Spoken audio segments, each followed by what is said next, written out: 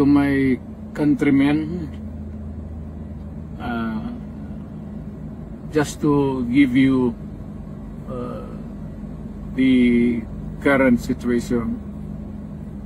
I am about to land sa Hague. Galing ako Dubai, stopover for last. It's a long haul, it's a long flight. Okay ako, do not worry. And I think this is something to do with the law and order noon. At sinasabi ko naman sa mga pulis, military na trabaho kayo at ako ang managot.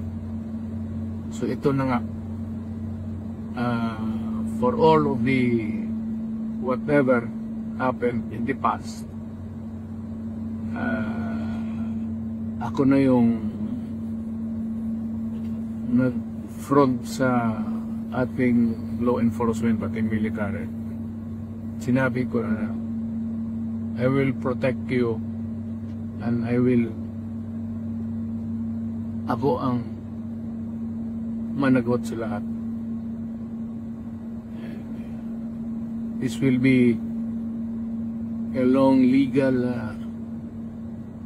proceedings, but I say to you, I will continue to serve my country at so be it. Kung gano'n na,